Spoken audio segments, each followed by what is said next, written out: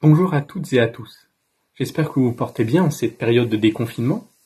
Et aujourd'hui, on va parler d'amour. Oui, aimer. C'est à ça que nous renvoie l'évangile d'aujourd'hui. Et je trouve que le commandement que Jésus veut nous faire passer ici est l'un des plus beaux pour moi. Ce commandement de « aimez-vous les uns les autres comme je vous ai aimé ». Je trouve ça magnifique. Lui, il est allé jusqu'à donner sa vie. Il a été crucifié pour nous montrer son amour et sa miséricorde. Il est mort pour nous montrer qu'il nous aimait, que peu importe nos péchés, il serait là. Je trouve ça magnifique. Je trouve que ça, c'est un amour profond. C'est un vrai amour. Alors qu'on peut voir souvent dans nos sociétés des amours futiles, qui vont se briser à la moindre occasion, qui sont là juste pour servir des intérêts. On peut par exemple voir ce coup de vent, qui sont ces difficultés, qui balayent les feuilles, ces feuilles qui sont justement cet amour futile. Alors qu'un rocher, qu'un vrai rocher, peu importe le coup de vent, peu importe la force du vent, ce rocher il va rester en place. Il va peut-être être marqué, mais ce rocher il va rester.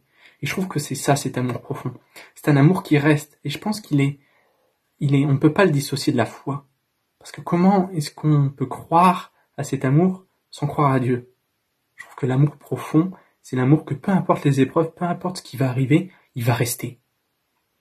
C'est le plus beau des amours. Et surtout en cette période, par exemple, de déconfinement, on voit qu'on a vécu tous les uns sur les autres. Et là, on va ressortir. On va revoir des gens.